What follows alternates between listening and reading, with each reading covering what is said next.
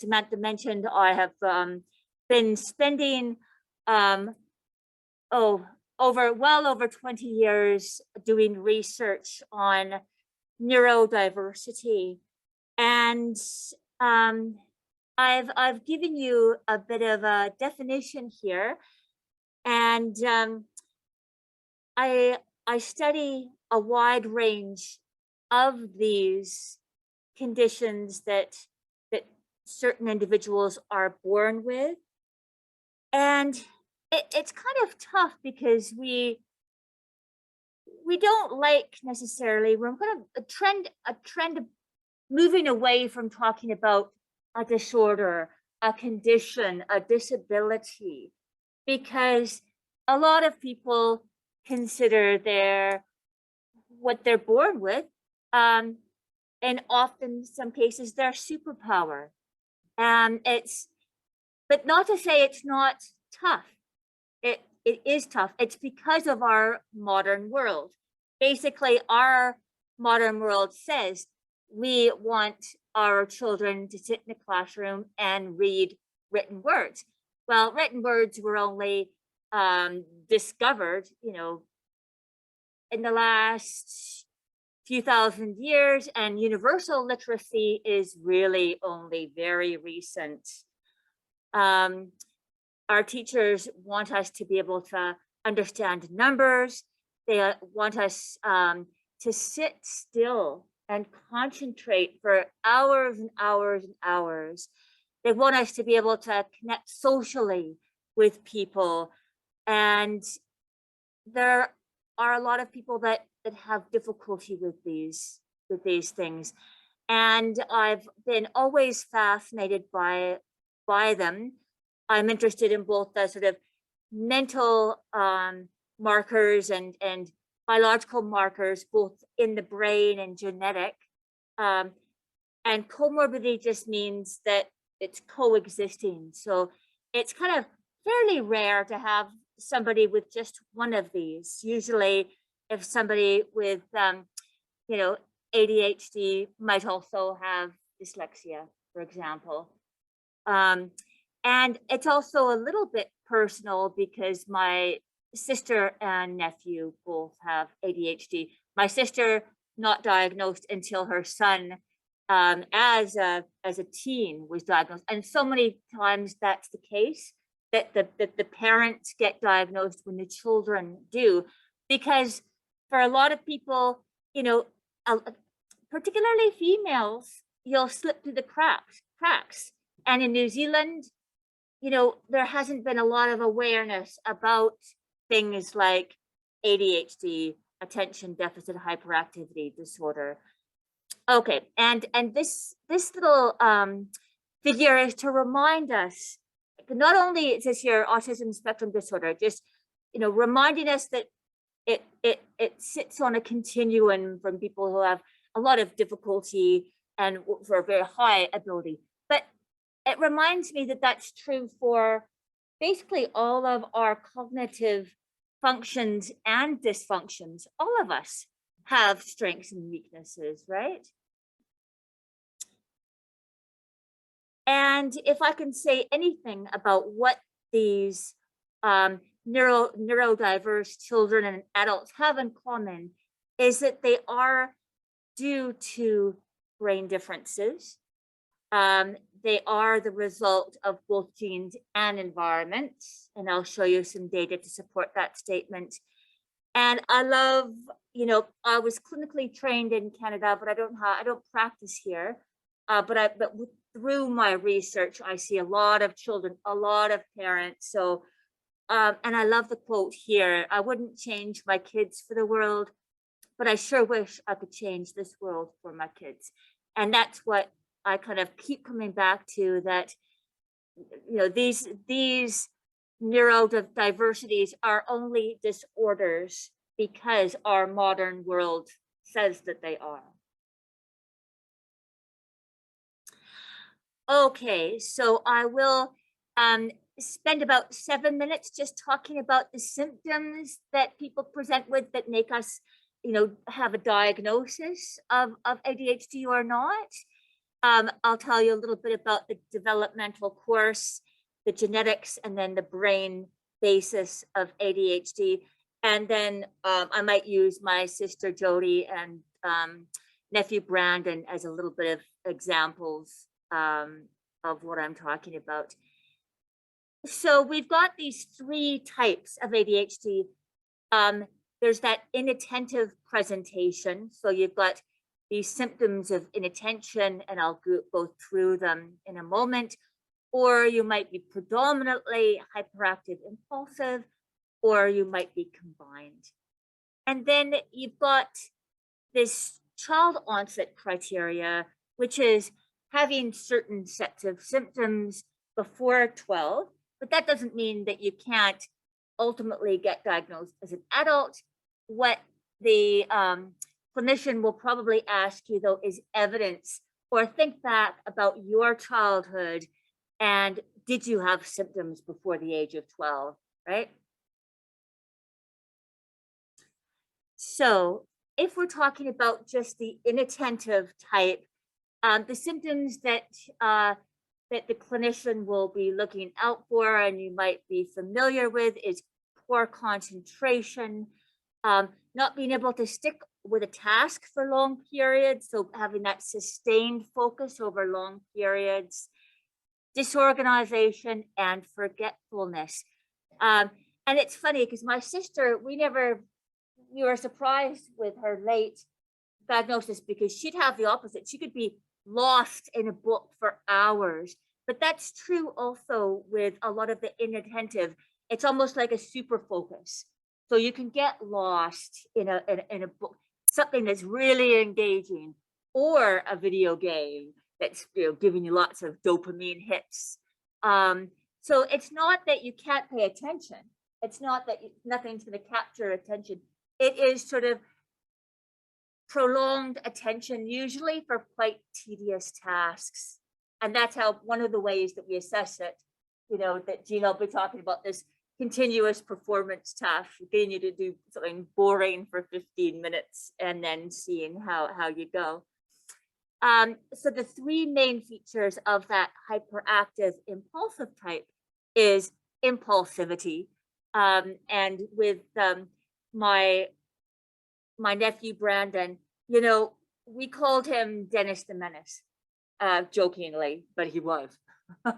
And my sister had her kids quite young, at almost 19, and so they lived with us for a long time until they got their own place. But he's a good example of someone who just thinks impulsively and acts impulsively and feels impulsively. Noisiness, so that's really common.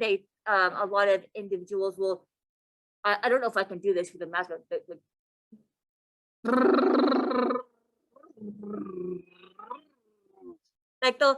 and that helps them some concentrate. But just being generally noisy, either screaming away or literally just come, and then the teacher will say, excuse me, Matthew, in the back, can you not make any noise? And they're like, am I making noise? As that they've been, making these. Okay, now overactivity, that's probably the one that we're all kind of aware of when we talk about ADHD, is we have that little mindset of somebody that's just running around, unable to sit still.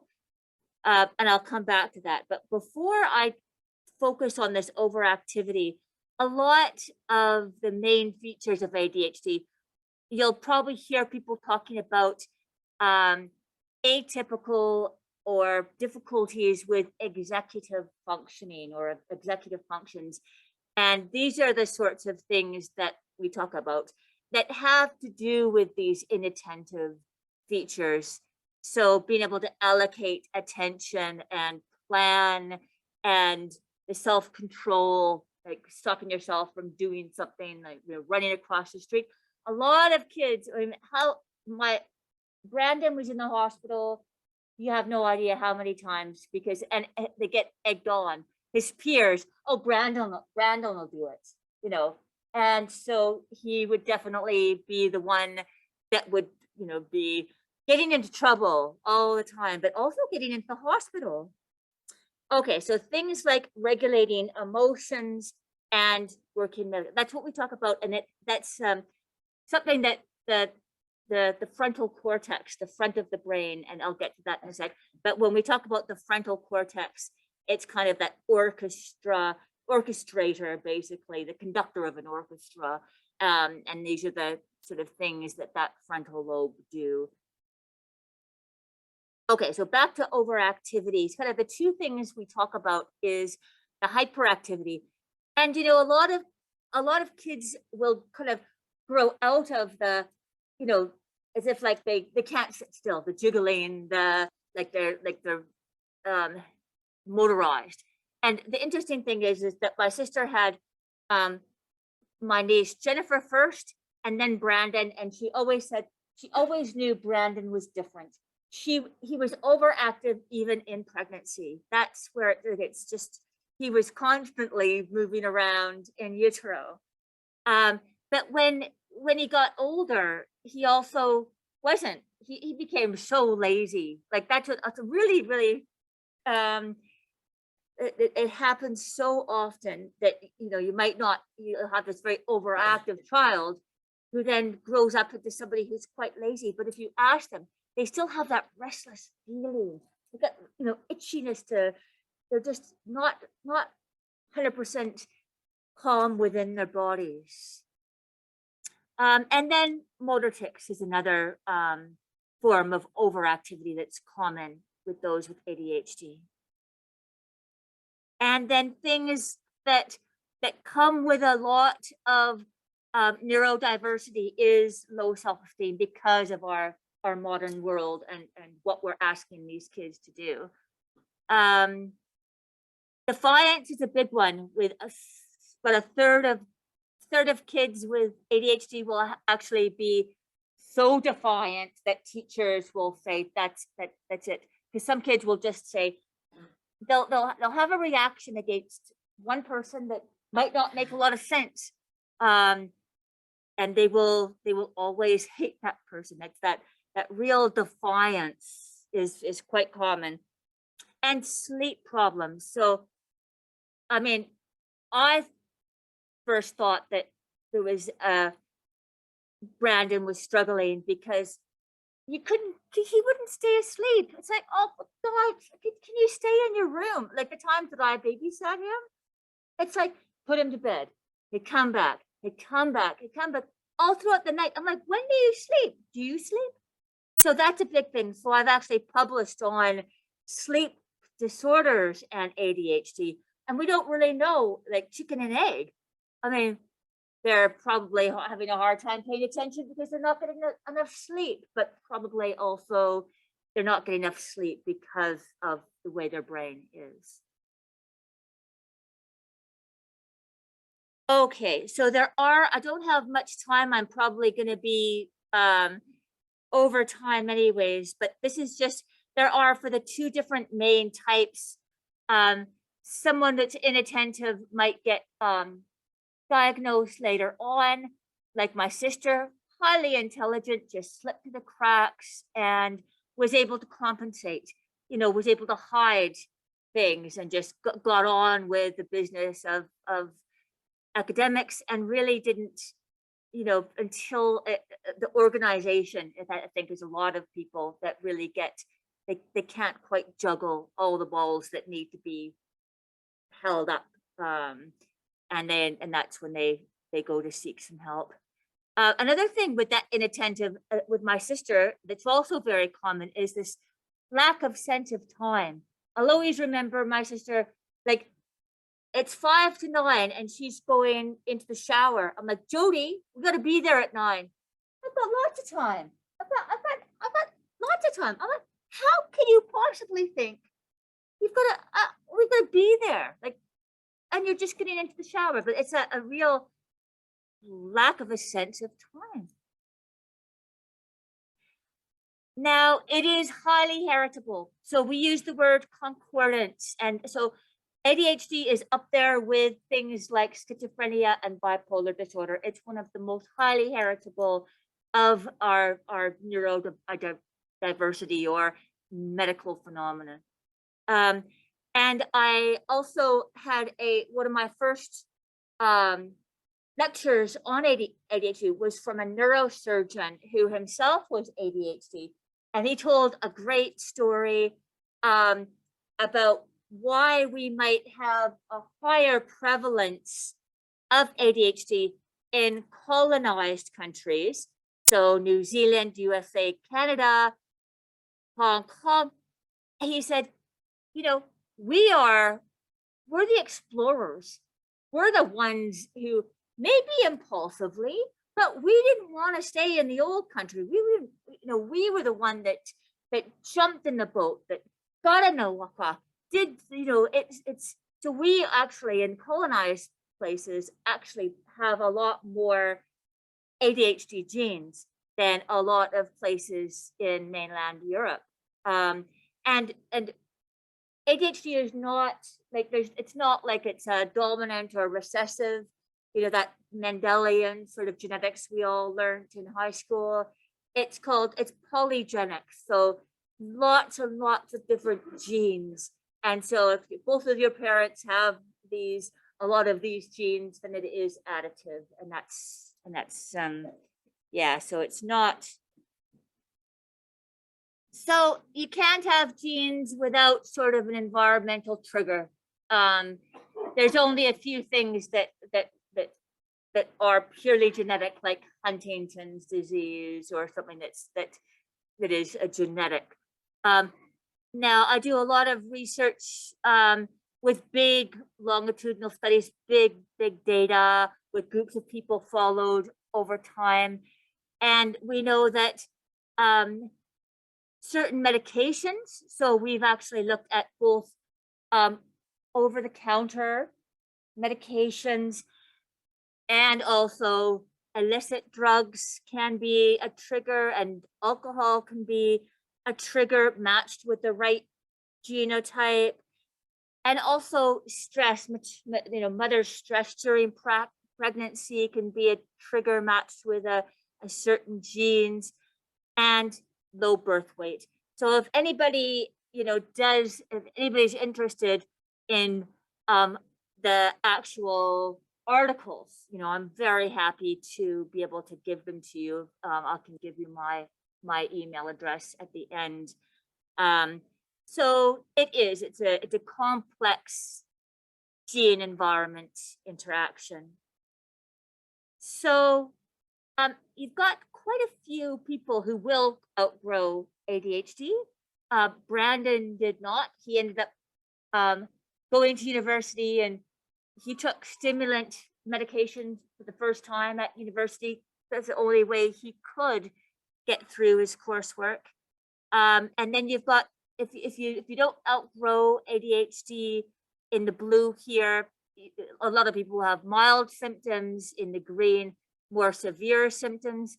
And then down here, I've put a list of things that might characterize somebody who's an adult with ADHD. But people always read these and laugh because we are all, to some degree, forgetful. We're all to some degree addicts, whether it's addicted to your phone or whatever. So bringing back to that sort of thing I talked about being a spectrum, we all lie on a spectrum of all these things, but it's kind of when the scale tips, when things are going out of control. Perhaps if you are, spending all of your money on gambling, for example, that might be an indication that things are not going well. And what I'm interested in, why do some people grow out? And we don't know the answer. So it's that big data, tracking people over time, which I'm hopefully gonna get the answer to. And I'm so sorry, I'm probably way over time. I'm not gonna be, I'm just gonna very briefly mention this, that because Jeff's gonna be talking about the brain and the functional magnetic resonance imaging machine that we use. And in that turquoise bit, that's the prefrontal cortex. If you include the yellow bit, that's the frontal lobe of the brain. And about 60 years of research has shown that people diagnosed with ADHD might have a smaller density of that area or decreased activity. So we measure that with blood flow if you're in that fMRI scanner like here, or if it's EEG, it's electrical activity, but it's all underlying the neurotransmitters, things like dopamine and norepinephrine. And then the last pretty picture here, oh, it's not last one. I've got to be quicker, I'm so sorry. People are saying, well, we understand about the frontal lobe, but how does that relate to the impulsivity or the overactivity? And it's because of that pathway to the basal ganglia, which is the motor strip. So it's lots of connections to the limbic system, our emotions, but also lots of connections with the motor areas, and then less activity in those pathways that's where you might have problems with inhibiting your responses. This is my very first fMRI way back in like 2003, before we had one in the country, went to Australia. Now this is with people with dyslexia. And the only reason why I'm showing this is because you might think, why are we doing all this? Why would you might sign up to our study? And it's because there is actual real consequences to our research. We can have impact. We can change policy. So what happened with me, I came to here from Canada, and they told me, oh, we don't have dyslexia here. There's no such thing as dyslexia. I'm like, oh, really? Okay. And then about 8 years later, I presented a lot of my research, but plus a lot of international. I was not the first, but maybe the first in New Zealand. But all this massive information, I said to the Ministry of Education, okay, here are areas in the left side of the brain that light up when typical people are reading, and people with dyslexia don't have that, especially in that back area. So two things. The first thing is, so finally, I got a little plaque in my office, and we got the government admitting that it's an organic dyslexia exists. But if you look at the bright part here, that's part of the prefrontal cortex called the cingulate gyrus, an area. And in this task, it was you're making decisions. And then if you had ADHD here, this is where I started getting a little interested here, is that lack of, they had lots of, left hemisphere activity, like, during reading, but it was that frontal lobe underactivity that is super, super important. Okay, I'm going to leave you with that because I'm probably way over time, and I'm going to ask Justin to continue on, and he's going to talk about fidgeting and about the study that we are so passionate about right now here in Gisborne. Everyone fidgets. They swirl a pen, they tap their leg, they have various tics, but generally people with ADHD present a much higher degree of fidgeting. And I always thought maybe people with ADHD fidget for a purpose, okay? And so hopefully I'm going to show you some of the cool technologies we have with MRI, and maybe you might be convinced, looking at that brain activation, that actually fidgeting is potentially having a positive influence on people. So that's actually me. That's me in the scanner. Okay, I'm always volunteering to be a guinea pig, and essentially that is essentially what's going to happen to people who wish to join our study. They're going to go in a machine like this. They're going to lay down, and they're going to basically be faced with various little tasks we give them. Sometimes they rest, and we're going to be capturing all kinds of useful information that's going to help us get better information about what's going on inside the ADHD brain. All right, so this is our team. Okay, and the reason why I show you this is that it's a very diverse team. We have people from psychology in there. We have medical physicists. We have engineers like myself. We have technicians. We have people from industry that we work with, GE. We've got a lot of input. And of course, the people who do a lot of the work, we have 2 excellent doctoral students. And so when I say this is the work we're doing, I really mean this is the work that they're doing. Okay, so yes. Alrighty, so let's show you some of the interesting things. So I'm going to tell you something that you probably don't know, that people with ADHD present different biomechanics. Okay, so we always start thinking, you know, it's a psychology, it's behavior, but actually there is a difference, and this has been researched over many years, in their gross motor skills. Okay, and there's a whole bunch of studies. And what I mean is, essentially, if you were to do what we call a motion analysis, and this is where they put little markers on you and they have infrared cameras and they use this in animation and films, they can actually work out, for example, your joint angles, the speed at which you walk, and all kinds of very interesting things. And what they've found is that people with ADHD tend to firstly sway more when they're standing, okay?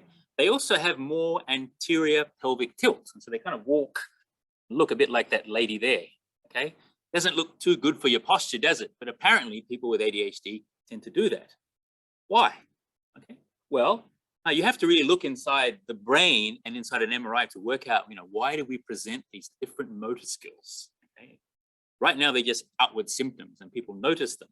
But what we're trying to do is trying to show you that there's actually, you know, changes going on in the brain when we present these motor skills. Okay? Now, that leads to me with something that you've probably heard about before, fidget spinners. Okay, they've been pretty popular for the last 10 or more years. Okay, and the literature is very loose. Okay, and what you'll see is that, you know, apart from the huge variety, some studies, while showing they may be beneficial to, others have shown that, you know, fidget spinners may actually impede learning. Why? I just told you that fidgeting helps me. So why is using a fidget spinner actually impeding people's learning? Well, it kind of turns out that not everyone is a natural fidgeter.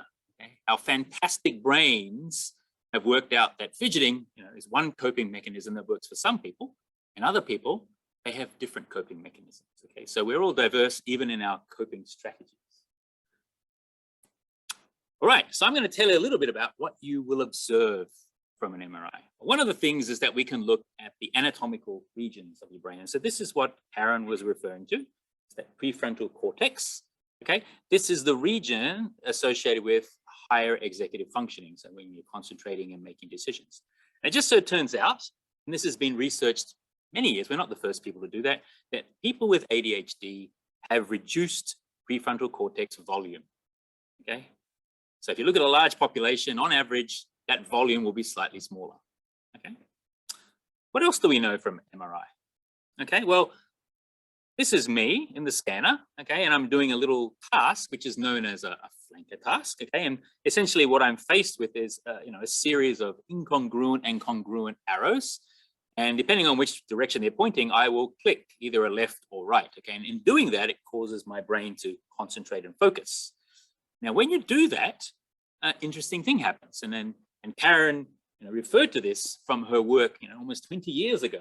Okay, and we saw it again, that someone who's neurotypical will get a lot of blood flow, oxygenated blood flow, activation in that prefrontal cortex. Okay, means, you know, they're concentrating, they're making decisions.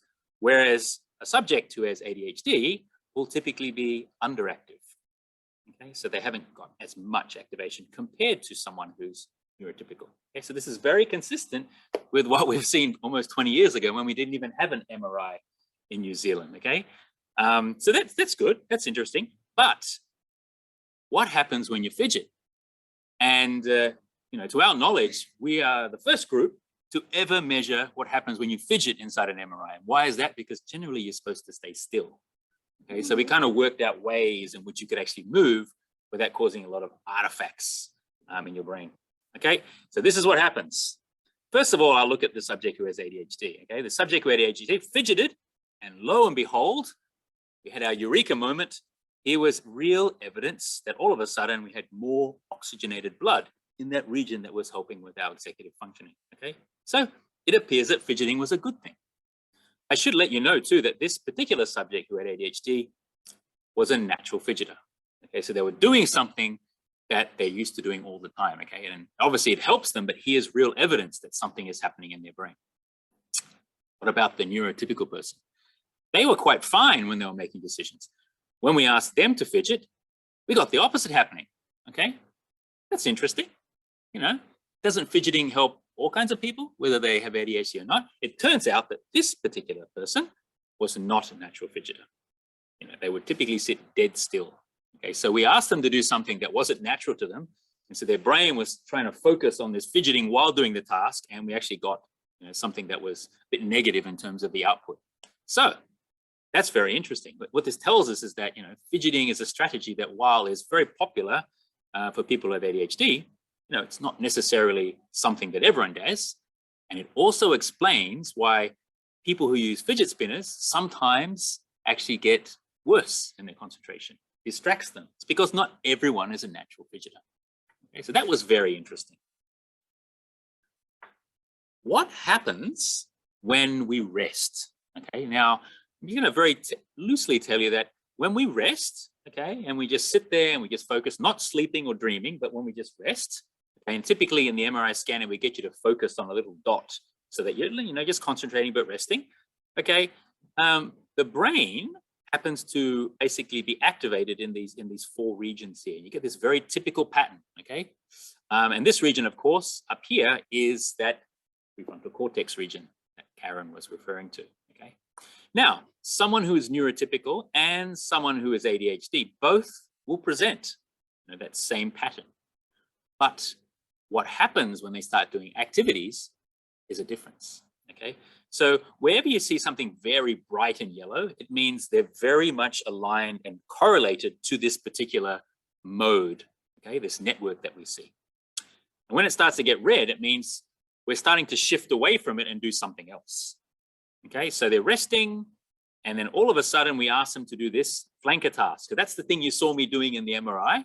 Okay, and what happens is a person who's neurotypical is very easily able to focus on that task and start to shift away. So they start to get red, they start to move and focus on this other task. However, the person who has ADHD, they tend very strongly remaining in that resting state default, we call it a default mode network. Okay, it means they're having trouble.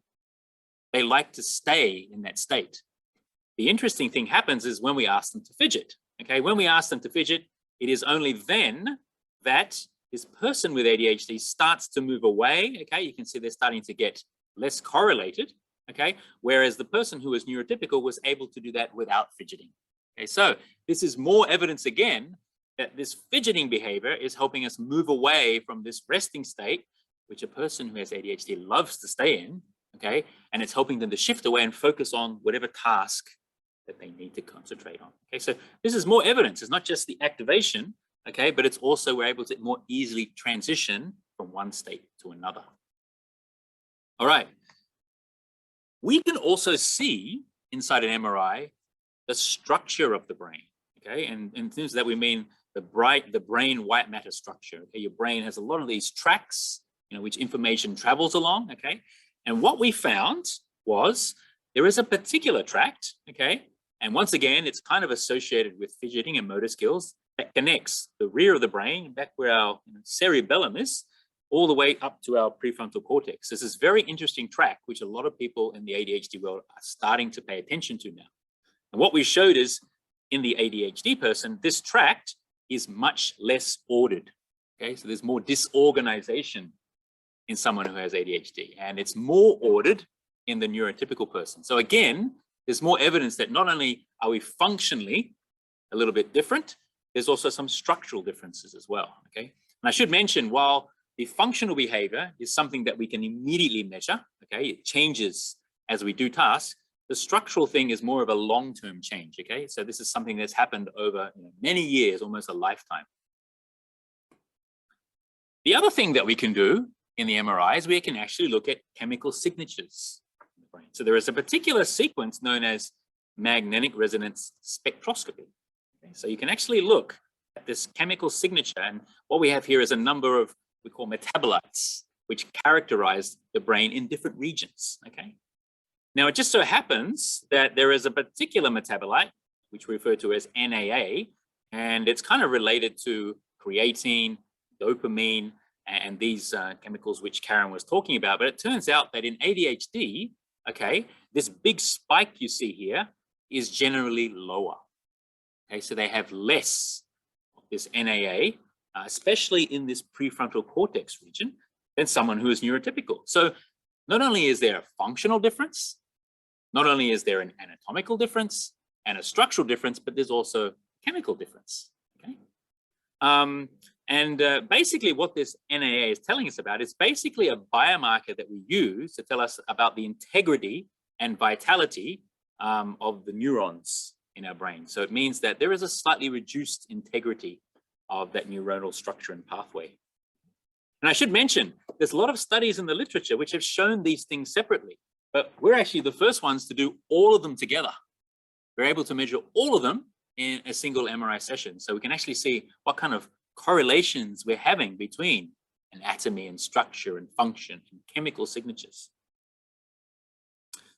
Now, this is something that is new, okay? And this is something that only so many scanners in the world can actually do at this point. And this is looking at the dynamic behavior of our brain, okay? So a lot of the images that you see in MRI are actually averaged over a long period of time, okay? So this image that you see here actually typically comes from lying in the scanner for about 12 minutes, okay? And it will average over those 12 minutes what you're doing when you're resting, okay? However, okay, we have this new sequence, which we call a multi-band sequence. It basically means we're actually looking at multiple bands of frequency at the same time. It actually allows us to look at the very short-term behavior in an MRI. And there's not many groups in the world that can do this, okay? And to our knowledge, no one's actually looked at it in ADHD. And what I want to show you here is on the left-hand side here, okay? This is essentially what your brain is doing, okay, when you're resting. It's kind of moving in and out of these different states, okay?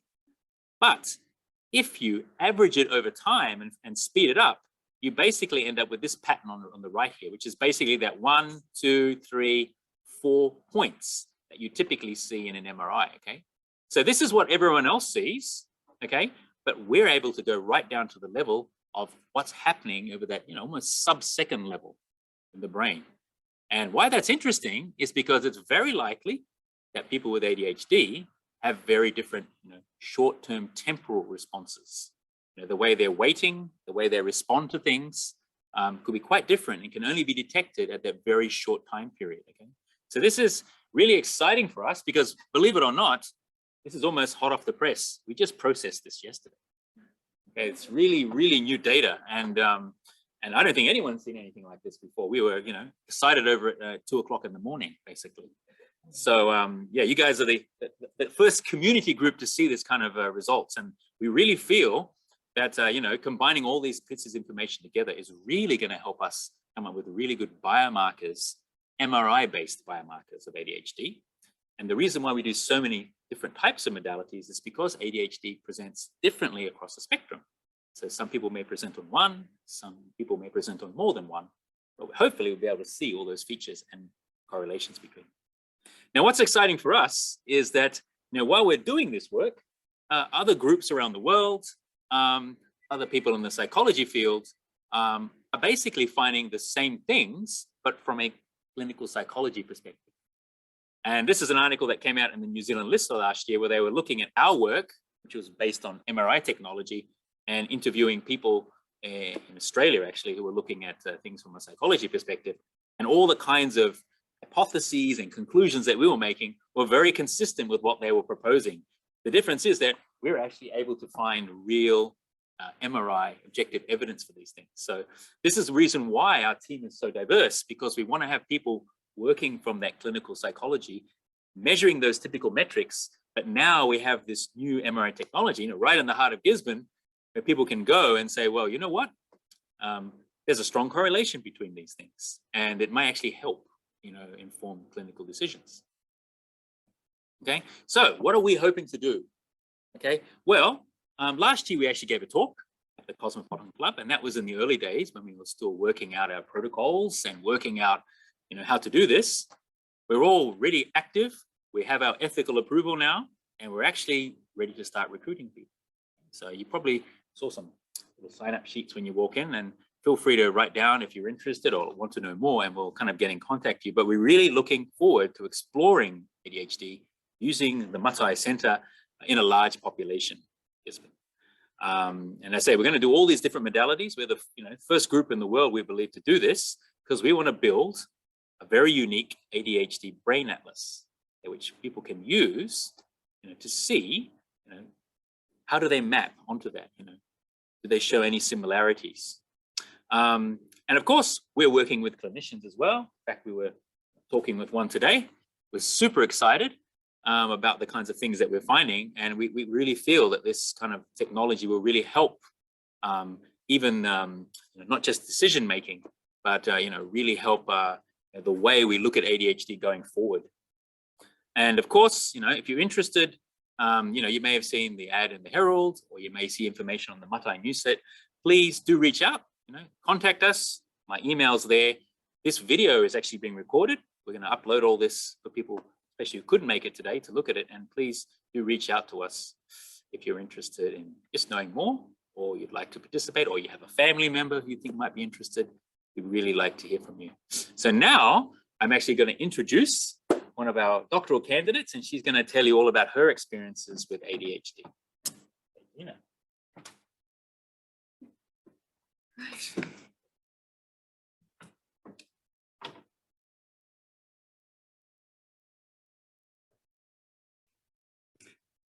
So Māori described Te Kore as the great nothingness, the empty faceless void, and in Te Kore there is nothing above and there's nothing below, and time is suspended in darkness, in a state of latent being and unrealised potential.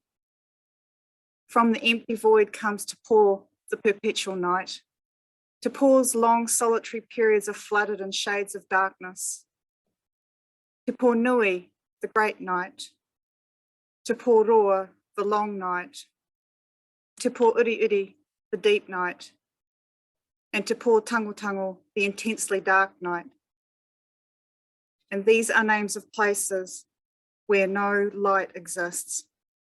However, within this darkness comes moments of movement, the conscious stirring and the beginnings of a change towards the becoming. And from a medical imaging perspective, the dark is a vast realm of wisdom, and they lead the search for pathways to unlock the knowledge that is lying within. And it is this knowledge that leads to Te Ao Marama, the world of light and life. No wai koe, ko hikararoa rātou ko hikurangi, ko whakapūnaki o ke mauka, ko waikauati rātou ko uawa, ko te wairoa ho pūpū hone nene matangiro o ku awa, ko te tiao ara te uru tōku moana, ko pukateraki rātou ko Henimoria, ko kaitoki o ku marae, ko ara te uru rātou ko horauta ko takitimu o ku waka, ko Kati Hurirapa rātou ko kaite rua heke heke, ko Kahungungu o ku hapu, ko Ngāti Porou rātou ko Ngati Kahungungu, ko Ngāi Tahu o ku iwi, ko Gina Waters ahau. First, I have to say I am incredibly humbled to be here with the calibre of researchers that you've just seen, such as Justin and Karen. And they openly are sharing their space with me and extending their korowai around me. And that's an incredible privilege for a student with no research experience at all. Their reputations, both in New Zealand and internationally, can't be understated.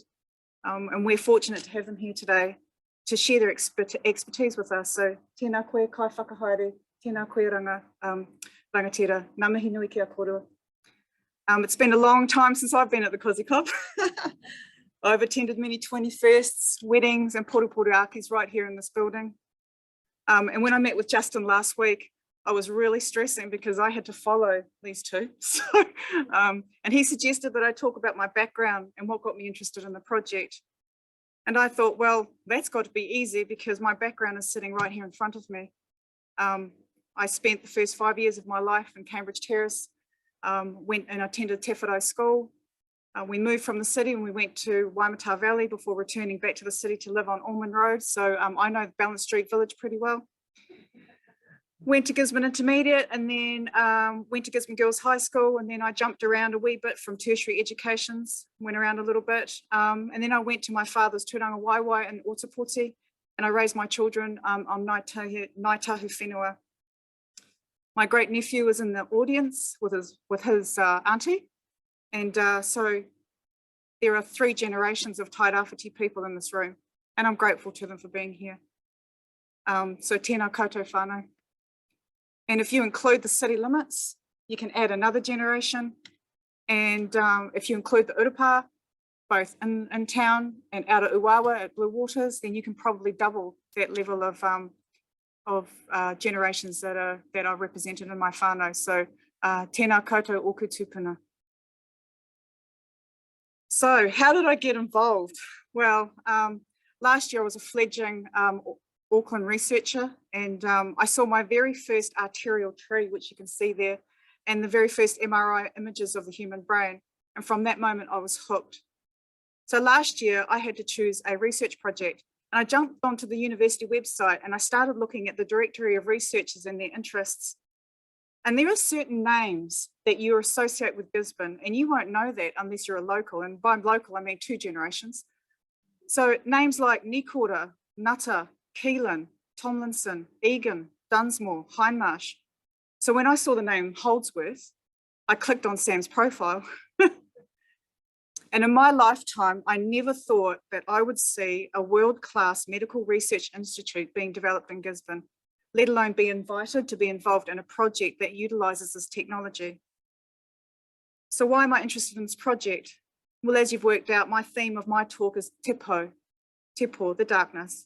And it has so many connotations, but I think of it best describes a lot of the kaupapa as to why I'm involved in this project. There's no doubt that New Zealand has had its moments of darkness.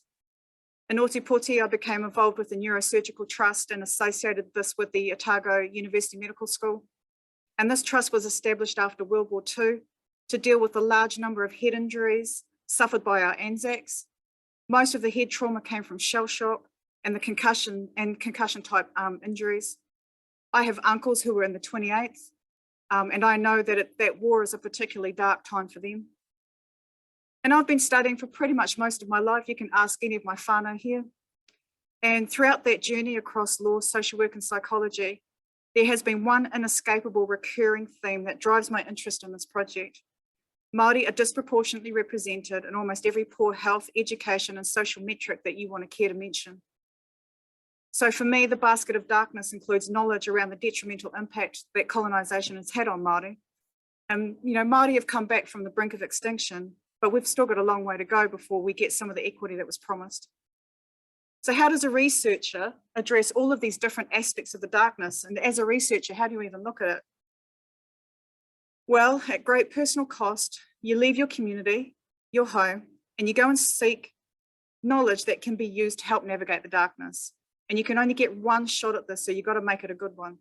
So you go overseas and you go to a university like Stanford, and you learn about advanced health technology that can be used to navigate that darkness. And then you bring it back home, and you don't just bring it to New Zealand, but you bring it to your community and you build a kaupapa around it.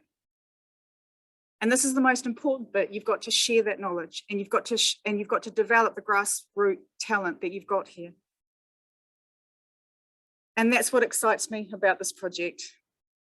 However, we can't navigate this darkness without the people of Tairāwhiti offering their support, and that's what Justin was just talking about just right now. So we do need participants to participate in our rangahau. So what does that mean for you? Well, as a participant, we'll ask you to do a little bit of screening, and you saw some of the MRI, like scanning that will happen. And some of that screening involves little things like SDQs, which is a strength development questionnaire, and we'll ask you to do some like Connors like testing, which is just a little bit more around the symptomology. But what I'm involved with is developing a fidgeting assessment battery. And you heard Justin talk a lot in his talk about natural fidgeters.